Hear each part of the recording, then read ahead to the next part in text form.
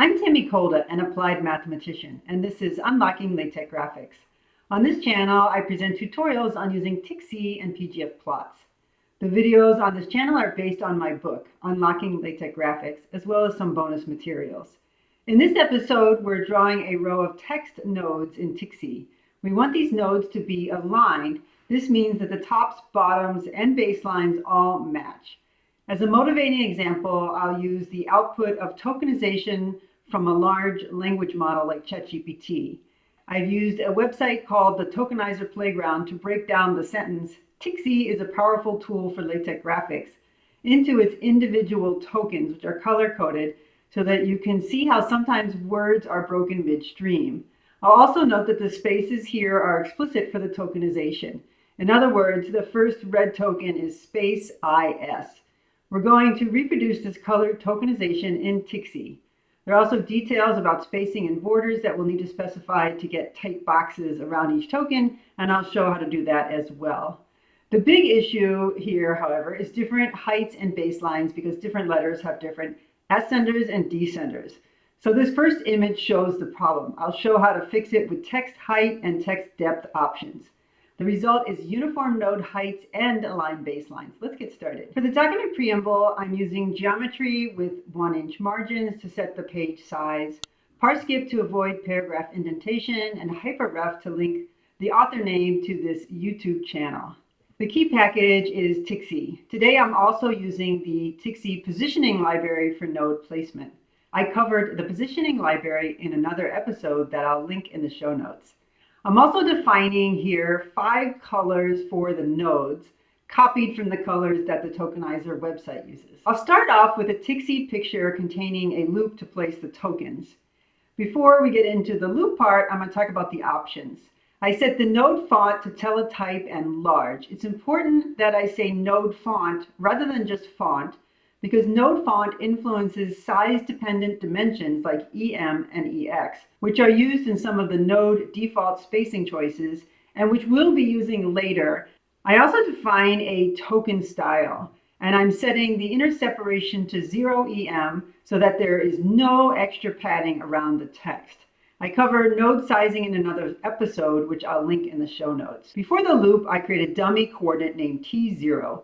This is going to be useful for our loop, as I'll show in a moment. The foreach loop here has a lot going on, and I'll walk us through it. The loop iterate itself is called TOK, and it takes on the values of the 11 tokens in the sentence. The backslash space induces a manual space inside the token, as these are explicit for tokenization. So the first token is a T, the second is IK, the third is a Z, and the fourth is space IS, and so on and so on.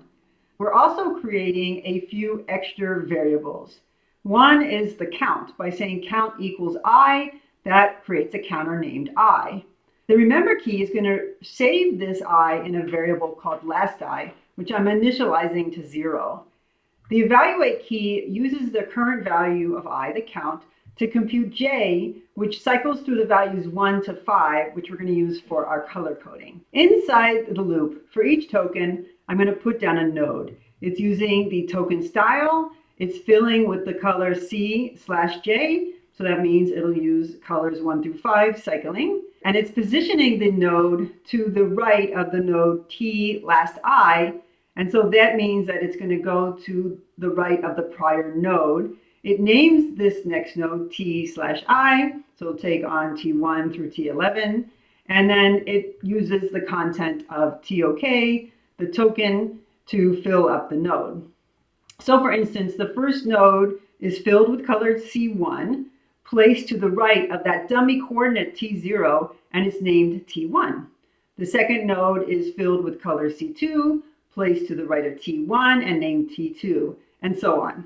I covered foreach loops in another episode on loops, which I'll link in the show notes. When we compile that, you see what we get over here to the right. Because I've used based right in my placement of the nodes, the text is aligned across all the nodes. The problem we have, though, is that the node heights, the parts that are colored in, is inconsistent. By default, TikZ sizes each node's bounding box to fit its actual text content. The token T has a tall uppercase letter, so that node is taller than the node that only contains the token A. The token powerful contains a P with a descender that drops below the baseline, so that node extends further down. The final period is just a very tiny little node. We've seen in the past that TikZ has options to control the node size. One option we have, for example, is to specify a minimum height for all the nodes. When we compile that, we see that all the nodes are the same height, but they're actually still misaligned. Some nodes go up high, some nodes go a little bit lower, and this is because just specifying the minimum height may not be enough to make things align. Instead, we can use two options that I haven't discussed before: text height and text depth. So I'm going to get rid of the minimum height, and then I'm going to specify text height is 1.7 EX and text depth is 0.6 EX. The first tells TikZ to assume a fixed height above the baseline, and the second tells TikZ to assume a fixed depth below the baseline. This is regardless of the actual text content, at least in terms of the height. For this reason, we want to set it to something that takes into account the text size. The measure EX is the height of a lowercase x in the current font. That's why we wanted to use node font up above, so the node font helps determine how big EX actually is. If we compile that, we now see that all the nodes are aligned with the same height. If I set either the text height or the text depth too small, everything will still say align, but some of the text may extend outside the box. So for example, if I set the text depth to 0.2 EX, now we see that, for example, the P, G, and second P all extend down past that text depth. So let's undo that. Or if I make it really big, if I make that 1.5, then we can see that we've left too much space. But depending on what you're trying to accomplish, that might be too much space. So I'm going to take that out.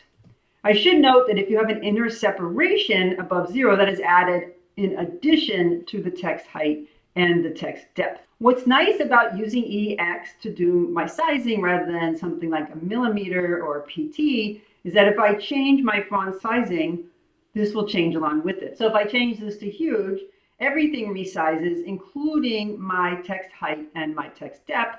They adapt to the size of the font I'm using. If I change it to small, we see that we have the same thing. So let's go back to our large font and it resizes again. So that's very nice. I've zoomed in here. We have our colored tokens nicely aligned. The last thing to fix is the white space between the nodes. This is because TikZ leaves extra room to draw the border. It's there even though we didn't draw it. And we can eliminate that border in a couple different ways.